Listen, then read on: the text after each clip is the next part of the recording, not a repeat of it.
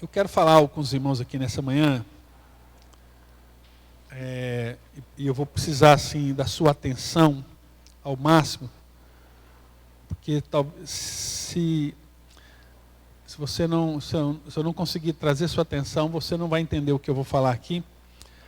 Nós vamos falar de mistérios eternos, e nós vamos tentar traduzir isso numa linguagem bem simples para que todos possam entender. O texto está dizendo que quando chegou na hora que Deus determinou, na hora que Deus demarcou, na hora exata, com o tempo que Deus planejou, Jesus nasceu. E aqui envolve muitas coisas. Quando esse texto diz que na plenitude do tempo, no tempo certo, Jesus nasceu. Ele tinha que ter nascido naquele tempo, naquela época, naquela geração. É o tempo que Deus escolheu. Naquela época o mundo estava em paz, a Pax Romana, né? O mundo falava uma língua, que era o grego. O mundo passou por uma grande transformações, grandes estradas foram construídas, de onde vem o texto, né, o grande ditado, todos os caminhos levam a Roma. Uma série de fatores contribuíram, e naquele tempo determinado Jesus nasceu.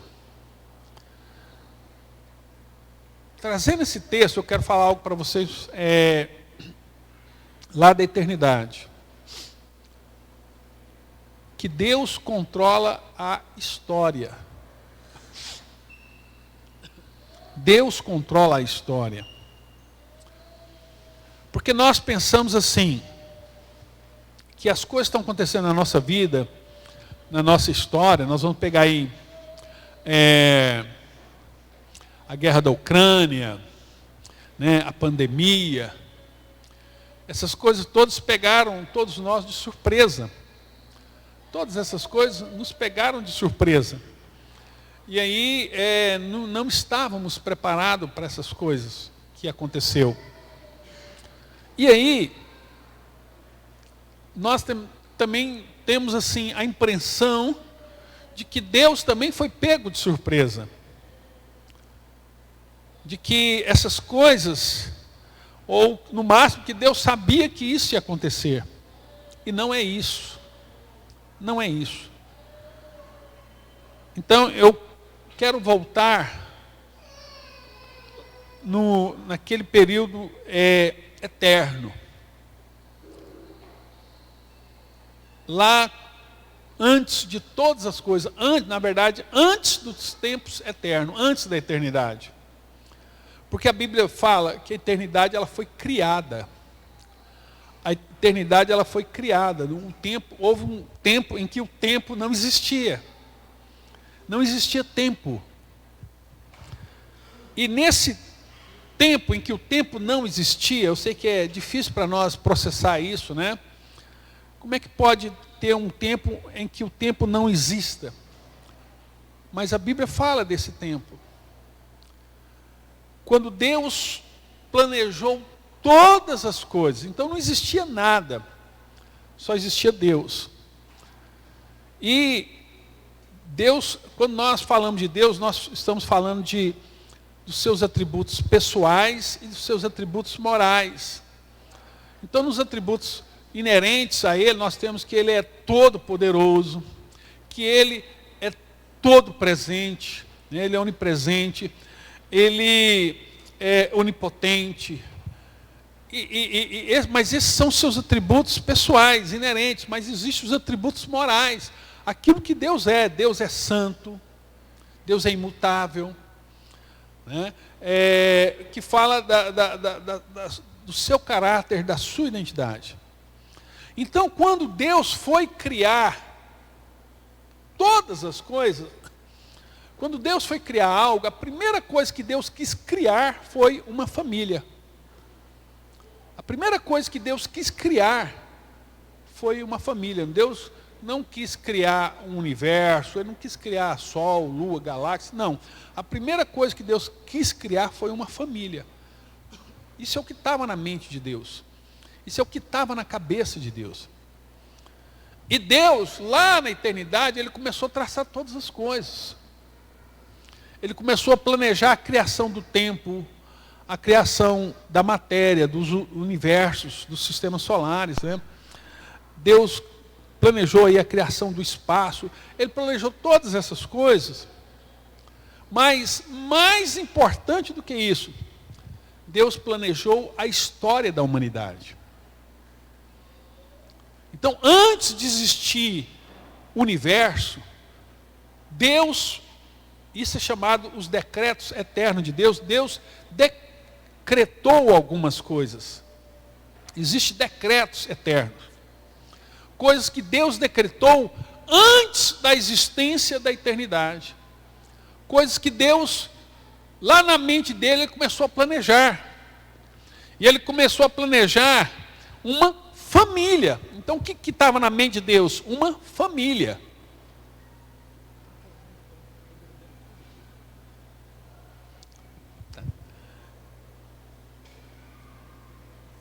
Então Deus planejou o jardim do Éden, Adão. Então, primeiro pessoas, né? Pessoas sempre vieram na frente. Adão, Noé, Moisés, Abraão, Davi. E Deus foi escolhendo pessoas, foi projetando cada pessoa. Eu, você. Então a nossa existência, ela foi projetada por Deus antes da eternidade. Antes da eternidade, Deus projetou todas as coisas. E Deus, diante de todas as coisas que Ele projetou, e nós não vamos aprofundar muito, porque vai bagunçar, né? E não é o nosso propósito, não é o nosso propósito. Nós só queremos fazer aqui uma introdução daquilo que Deus é, daquilo que Deus, do projeto eterno de Deus, porque Deus tem um projeto. E qual que é o projeto dele? Uma família. Isso é o que, isso, eu vou me atrever a dizer aqui uma palavra muito forte. Essa é a obsessão de Deus, uma família. Deus sempre quis ter uma família. Então, a vinda de Jesus foi toda projetada. A sua vinda foi projetada, a minha vinda. Todos os acontecimentos históricos da humanidade, tudo foi projetado, nada aconteceu por acaso. A história não acontece sem Deus, você precisa entender isso. A história não existe sem Deus. Nada do que aconteceu para trás aconteceu sem que Deus tivesse o controle de todas essas coisas. Nada. Eu sei que isso parece meio assustador, mas é isso mesmo. Nada aconteceu fora dos planos de Deus. Correu tudo dentro do projeto de Deus. Tudo. Até o mal. Tudo aconteceu dentro do projeto de Deus. E eu quero ler com vocês algumas referências no livro de Atos, para ajudá-los a entender melhor um pouco disso que eu estou falando para vocês. Atos capítulo 2, versículo 22.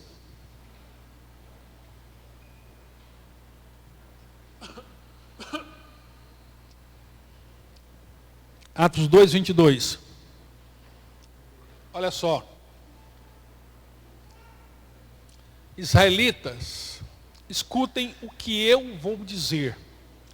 Jesus Nazareno, homem aprovado por Deus diante de vocês com milagres, prodígios e sinais, os quais o próprio Deus realizou entre vocês por meio dele, né, por meio de Jesus.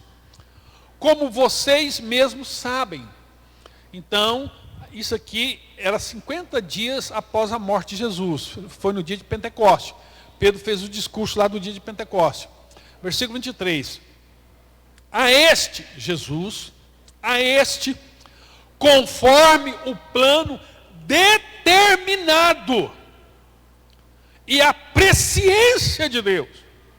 Ou seja, conforme aquilo que Deus planejou, aquilo que Deus predeterminou,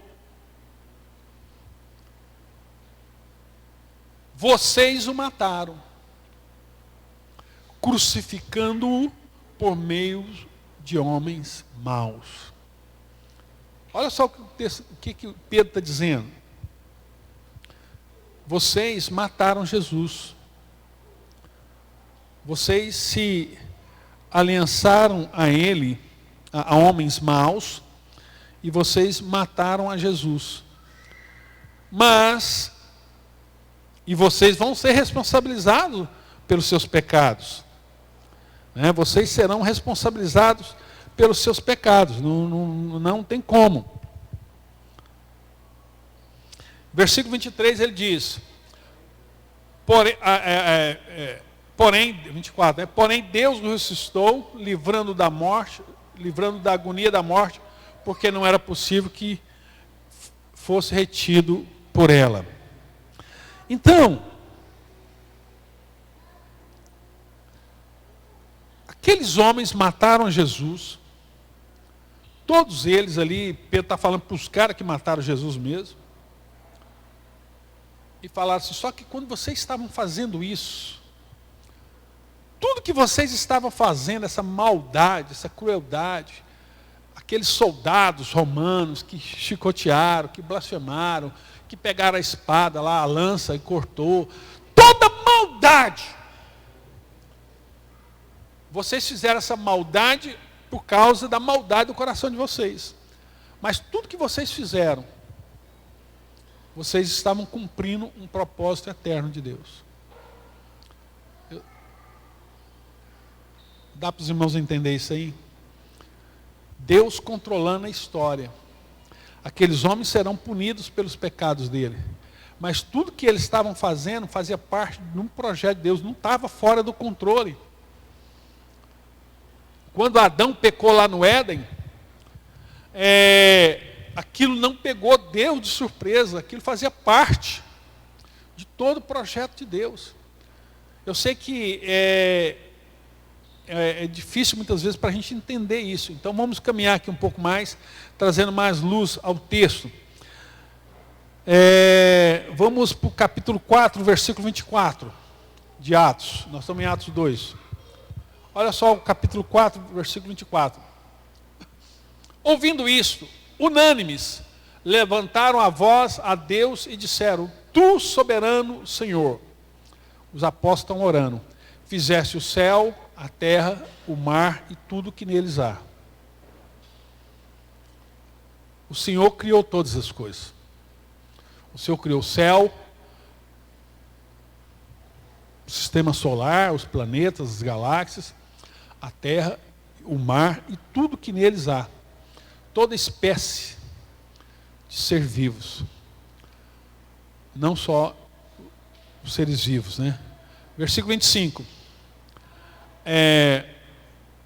Disseste por meio do Espírito Santo, por boca de Davi, nosso pai, por que se enfurece os gentios e os povos imaginam coisas vãs? 26.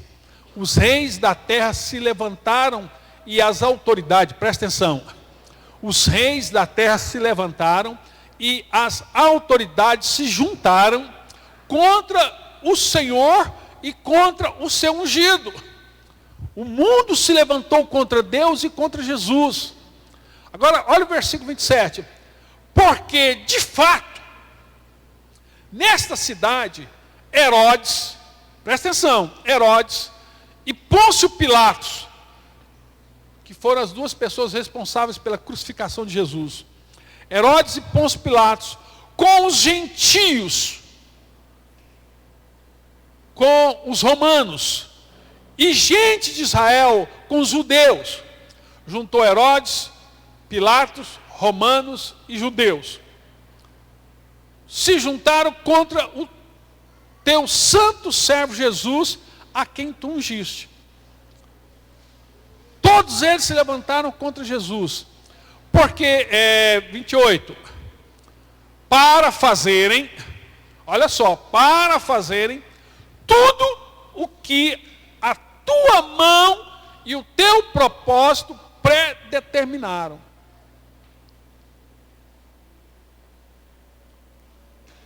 Tudo que a morte de Jesus, a crucificação de Cristo, tudo aquilo, aqueles caras cruéis que estavam fazendo tudo aquilo, eles estavam fazendo algo que Deus determinou lá na eternidade, pré-determinaram. Tudo que Deus lá na eternidade pré-determinou. Deus é o Senhor da história. A história não acontece fora de Deus. Presta atenção. Se a história acontecesse fora de Deus, as pessoas que falam isso estão dizendo que esse mundo não tem governo. Que as coisas estão acontecendo assim aleatoriamente. Irmão, nada está acontecendo aleatoriamente. Nada. Pastor Spurgeon, pastor do século XIX, em Londres, ele dizia o seguinte: quando você acorda e há uma fresta de luz na janela do seu quarto, e aquela fresta mostra que passa um raio solar, e aquele raio solar mostra as partículas de sujeira no seu quarto. Cada partícula daquela sujeira que você está respirando estão ali porque Deus determinou que estivesse. Ele tem o controle de cada partícula, de cada átomo, de cada elétron. Tudo. Deus tem o governo de todas as coisas. E as coisas não estão acontecendo fora de Deus, como se Deus estivesse assistindo a história. A história está acontecendo e Deus está ali assistindo uma televisão, uma novela, sem saber o que vai acontecer. Não. A Bíblia fala de toda a história, inclusive do fim. Quando você pega Isaías 53, você vê ali a narrativa da crucificação de Cristo, detalhe por detalhe, né? Quase 600 anos antes, detalhe por detalhe ali, ó, sendo narrado. Coisas que ia acontecer no futuro. Então a história foi toda escrita por Deus antes da criação do universo. Atos capítulo 17, versículo 24.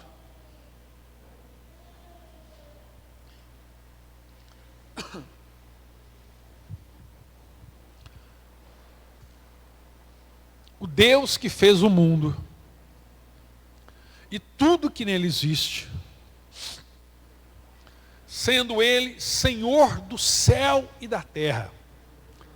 Ele é o dono, Ele é o Senhor, Ele criou para Ele é o dono de tudo isso aqui. O diabo não é dono de nada. Deus é o Senhor de todas as coisas. O texto está dizendo, sendo Ele Senhor dos céus e da terra, não habita em santuários feitos por mãos humanas, nem é servido por mãos humanas. Ele está falando de outro atributo de Deus, que é a aceidade. O que é a aceidade? Deus subsiste por causa dele mesmo. Deus não precisa de oxigênio para viver. Deus não precisa de nenhuma necessidade física, biológica, de um criador. Não existe. De onde Deus veio? Deus não veio, Ele sempre é. Ele sempre existiu. É essa pergunta que a gente faz desde criança. Quem que é o pai de Deus? Deus é pai. Deus é pai. Eu acho engraçado porque na Bíblia tem o nome Abiel. Eu acho interessante esse nome, Abiel. Na Bíblia ele é o avô de Abner. Abiel teve um filho ele colocou o nome do filho dele de Ner. Ner quer dizer luz. Aí o Ner teve um filho e colocou de Abner. Ab é a expressão Abba, que é pai. Abner, pai de luz. E o avô de Abner, né, era o Abiel. Abiel. Ab é pai.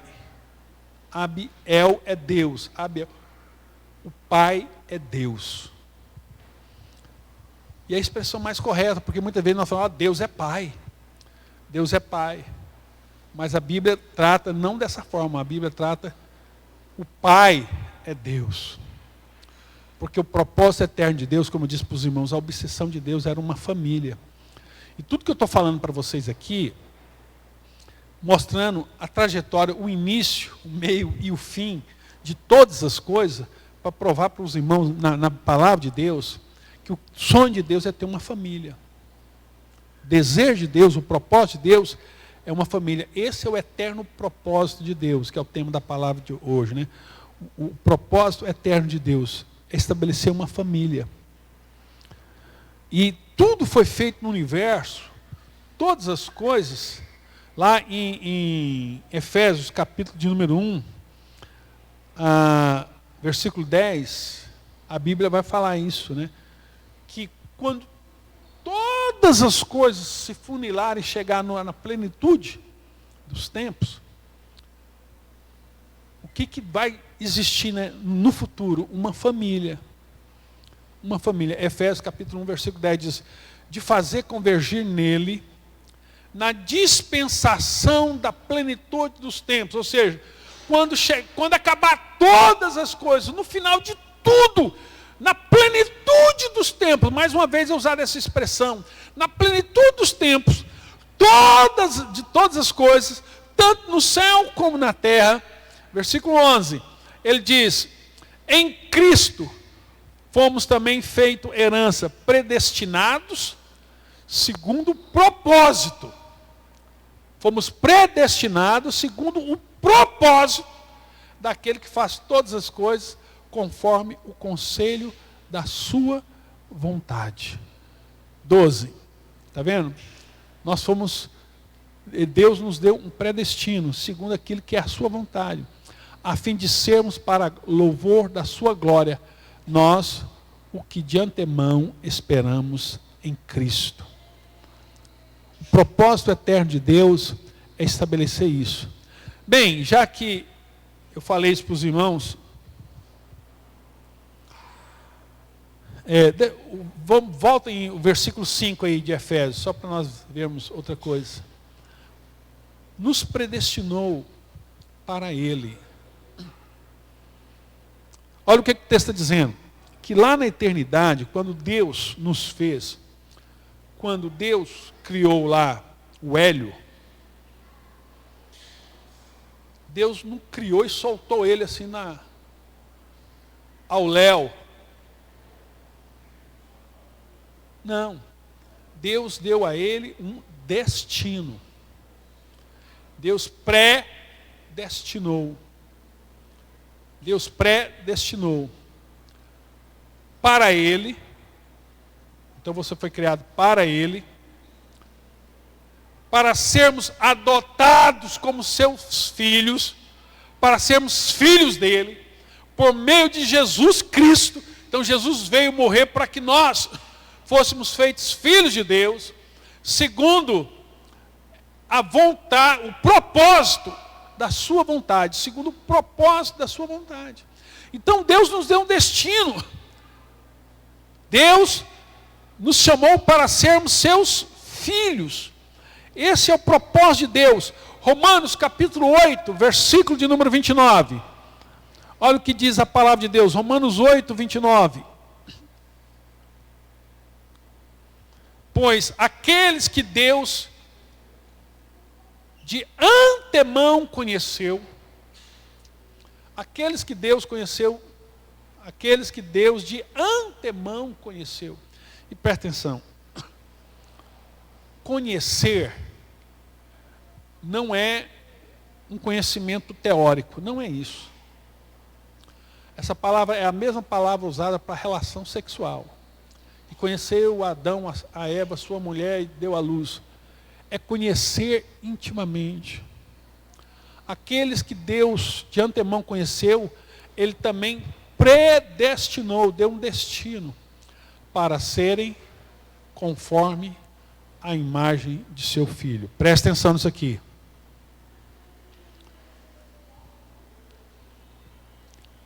quando Deus, lá na eternidade, estava planejando todas as coisas, eu estava falando aqui, tomando o Hélio como exemplo. Lá na eternidade, Ele criou o Hélio,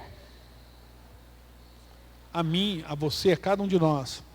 Lá na eternidade, e Ele determinou que eu e você, o Hélio, fôssemos filhos dele por meio de Jesus Cristo. Mas que nós não fôssemos um filho qualquer.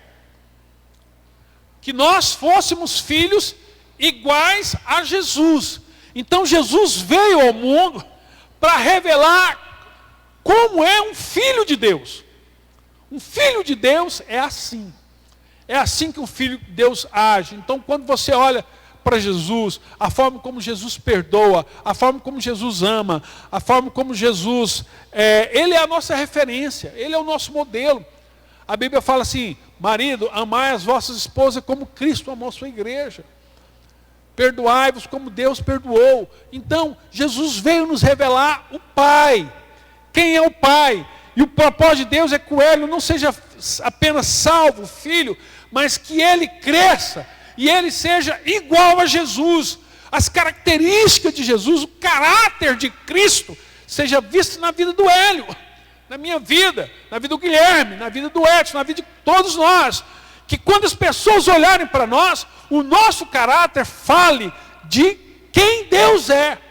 As pessoas têm que olhar para nós.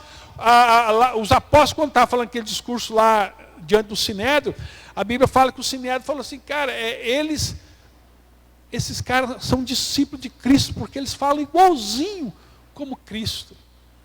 Então, nós fomos salvos, irmãos, para sermos filhos de Deus, e filhos de Deus iguais a Cristo, a imagem de Cristo.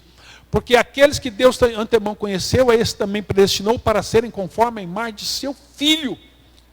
O meu desafio, o seu desafio, é ser igual a Jesus. Esse é o nosso desafio, sermos iguais a Jesus. A fim de que, olha só, a fim de que ele, Jesus, seja o primogênito entre muitos irmãos. O irmão mais velho.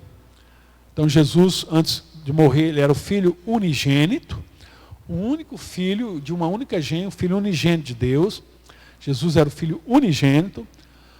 Não é isso que está lá na Bíblia? Deus amou o mundo de tal maneira que deu seu filho unigênito. Agora Jesus não é mais filho unigênito. Sabia disso? Jesus não é mais o filho unigênito. Ele deixou de ser filho unigênito para ser o filho primogênito. Porque Deus agora tem mais filhos. Deus tem muitos filhos. Eu e você somos filhos de Deus, membros da família de Deus. É isso que o texto está dizendo. Quando a Bíblia fala de Jesus, eu quero falar da imagem de Cristo aí. Olha só. Colossenses capítulo 1, versículo 15. Diz assim, falando de Jesus. Talvez você pergunte, como é que é ser igual a Jesus? Ele é a imagem do Deus invisível. Presta atenção. Jesus é a imagem do Deus invisível. Então ninguém jamais viu Deus. A Bíblia diz que ninguém viu Deus, o Pai. Mas para mim conhecer o Pai, eu tenho que olhar para Jesus. Jesus é a revelação expressa de quem Deus é. E o que Deus quer para mim, o propósito de Deus para mim e para você, é que eu e você sejamos essa pessoa, que as pessoas olhem e vejam quem Deus é através da minha vida e da sua vida. Por isso que Deus exige santidade. Outro atributo de Deus é santidade. Atributo moral. Deus é santo. E os seus filhos têm que ser santos. E Deus quer que em mim, em você, as pessoas olhem em nós e vejam Deus. Então, olha só. Ele é, falando de Jesus, ele é a imagem do Deus invisível. O primogênito de toda a criação. O primeiro. Aquele que deu origem a uma nova série, de filhos de Deus. Versículo 16. Pois nele foram criadas todas as coisas nos céus, na terra, as visíveis e as invisíveis. Sejam tronos, sejam soberanias, quer principado, quer potestades. Tudo foi criado por meio dele e para ele. Então presta atenção. O sistema solar é formado por bilhões de galáxias. Bilhões. E todas essas galáxias são controladas totalmente por Deus. Aqui dentro está cheio de bactérias. Algumas boas, outras não. Aqui dentro tem uma carga nuclear muito forte, há muitos átomos, muitos prótons, elétrons circulando aqui. A Bíblia está dizendo que as coisas visíveis e as invisíveis são controladas por Deus. Deus tem o controle de todas as coisas.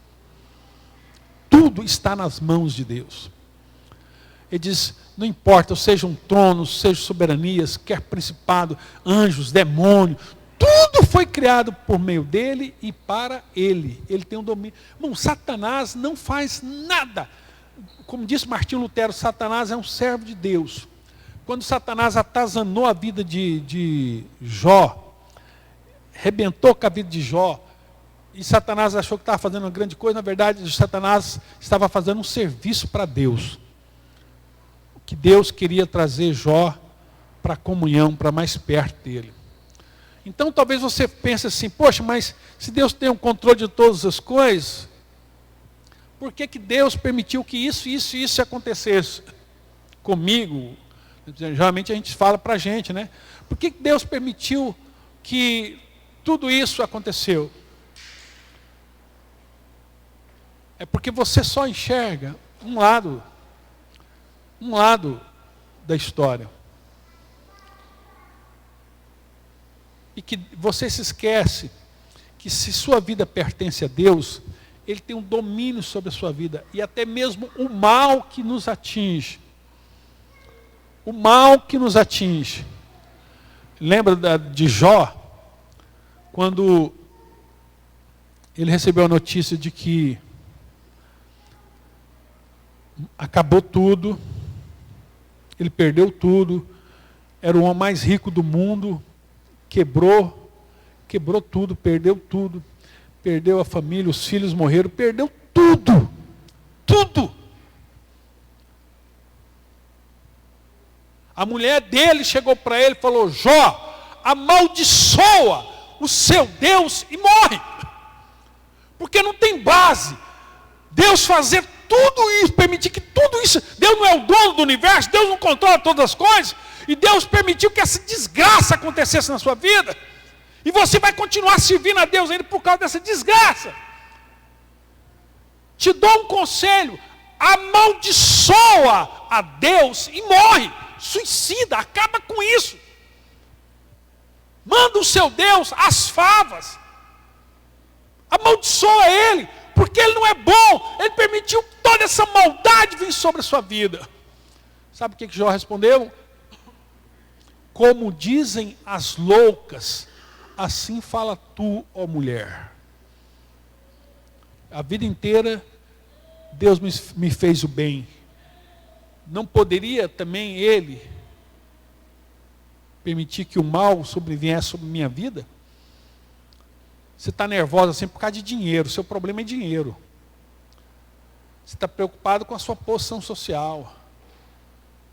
Você está preocupado com as joias que você perdeu, os vestidos, o status, a casa. Seu problema é o dinheiro. Em outras palavras, é isso que ele falou para a mulher dele. Ele falou, nu saí do ventre da minha mãe, nu tornarei para lá. Bendito seja o nome do Senhor. Sabe o que Jó está nos ensinando, irmãos? Que o mal, o fato de nós sermos filhos de Deus, não nos impede de sermos atingidos pelo mal. A questão é como é que nós vamos reagir no mal. Nós vamos blasfemar? Nós vamos blasfemar?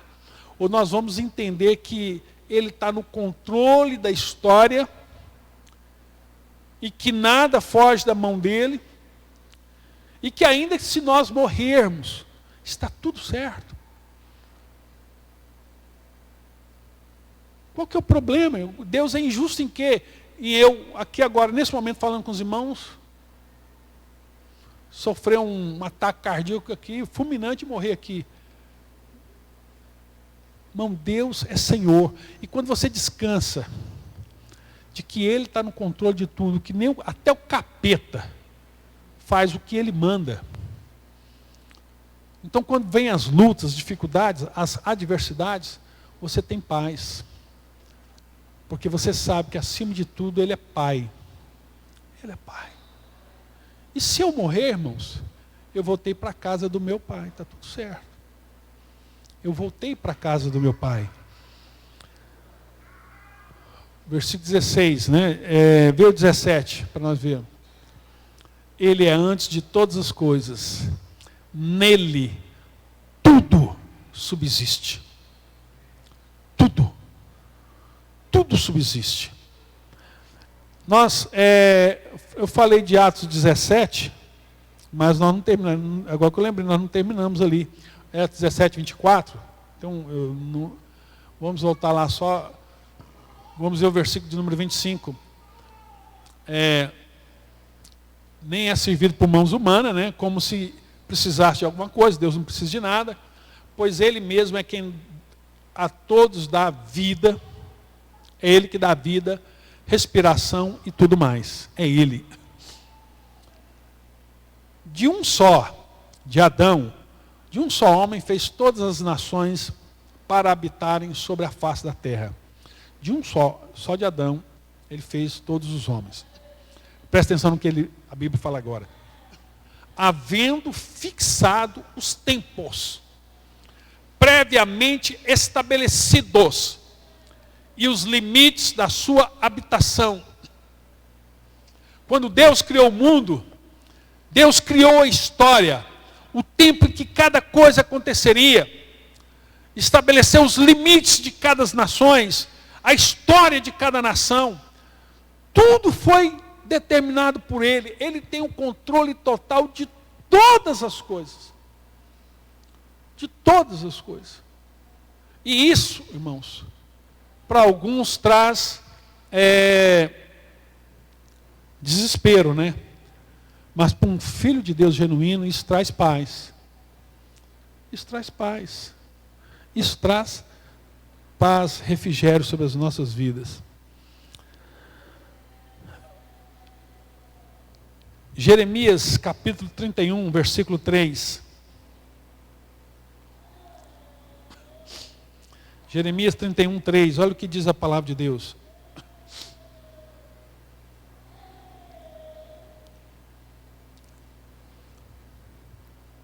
Jeremias capítulo 31, versículo de número 3. De longe o Senhor lhe apareceu dizendo: com amor eterno eu amei, por isso com bondade atraí. Eu te amei com amor eterno. Foi eu que te trouxe, eu que te atraí, para que você fosse meu filho, meu filho. No final de todas as coisas é isso, irmãos.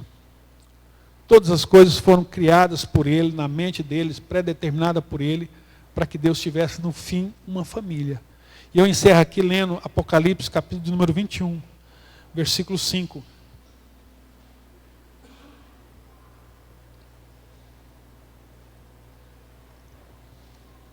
Apocalipse, capítulo de número 21. O fim. Como é que vai terminar tudo isso aqui, irmão? Por exemplo, hoje, os países têm várias cargas de ogivas nucleares, centenas. Coreia do Norte tem, Índia tem, Afeganistão tem, Rússia tem, Estados Unidos tem, França tem, Inglaterra tem. Todos eles têm bombas atômicas. ogivas nucleares. Todos eles. Dava para destruir esse planeta centenas de vezes. Basta um louco desse apertar um botão e tudo isso aqui desaparece. Um louco desse apertar um botão, amanhecer com a pá virada e tudo isso aqui desaparece. Mas sabe por que isso não acontece? Porque Deus tem um controle da história. Várias vezes eles pegaram em pedra para apedrejar Jesus, né? Eles pegaram, vamos pegar pedra aqui, vamos matar Jesus. Jesus, dá licença, passou no meio das pessoas. Não é chegado a minha hora, dá licença. Não chegou o tempo de eu morrer. Não chegou o tempo de eu morrer. Não é chegada a minha hora. Então, irmão, nada vai acontecer antes da hora. Nada. Deus tem um Senhor, é o Senhor de todas as coisas. Apocalipse 21, versículo 5. Diz assim: e aquele que estava sentado no trono. A Bíblia sempre fala, e usa essa expressão, olha só. Aquele que está sentado no trono. Fala do governo de Deus. Então, quando seu irmão, sua irmã, seu amigo, esposo, estiver passando assim, estiver ansioso, desesperado, agoniado, chega para ele, abraça ele e fala: olha, ele está sentado sobre o trono. Quer dizer, ele governa tudo. Não precisa ficar desesperado, não. Ele governa tudo. Ele governa todas as coisas. Ele está sentado no trono. Quando a Bíblia usa a expressão, está falando que Deus tem um domínio de todas as coisas. E aquele que estava sentado no trono disse: eis que faço nova todas as coisas. E acrescentou: escreva, porque estas palavras são fiéis e verdadeiras. Versículo 6. Disse-me ainda: tudo está feito. Aqui ele está falando da eternidade. Tudo está feito. Acabou. Acabou. Isso aqui é o fim, viu, irmãos? Isso aqui é o fim. Depois de tudo que está prestes a acontecer aqui, então, em vez de você ficar desesperado com as coisas que estão prestes a acontecer, fixe seus olhos naquilo que é o fim da história. Ao fim da história, o que a Bíblia está dizendo? Tudo está feito. Eu sou o Alfa e o Ômega, o princípio e o fim. Isso é fantástico. Tudo que existe, existe porque começou em mim e vai terminar em mim. É isso que ele está dizendo. Eu sou o início e o fim. Eu sou o princípio e o fim. Ele é o Alfa e o Ômega. Ele iniciou todas as coisas. Ele é o Alfa e todas as coisas terminam nele. Ele é o Ômega. Ele tem o controle de todas as coisas. O princípio e o fim. Eu, a quem tem sede, darei de graça da fonte da água da vida. A quem tem sede, eu darei de graça da fonte da água da vida. Versículo 17. Diz ainda mais. Versículo 17. Né? Não, é o 7, né? Não, é o 7, perdão, falei 17, é 7, está errado aí. Versículo 7. O vencedor herdará estas coisas. Quem é o vencedor? É aquele que permaneceu fiel até a morte. Aquele que não retrocedeu. O vencedor herdará todas estas coisas. E eu serei o Deus dele. E ele será o meu filho. Acabou. É para esse lugar que Deus está nos levando. Desde antes da eternidade, Ele planejou uma família. E aqui Ele está falando que no final, Ele vai estabelecer uma família de filhos iguais a Jesus. Em Jó ele fala assim: bem sei que tudo podes, ó meu amado, e que nenhum dos teus planos pode ser frustrado. Nenhum plano vai frustrar o projeto de Deus de estabelecer uma família na terra. E o que Deus quer é que você, como filho de Deus, seja a expressa imagem de Cristo Jesus. Amém?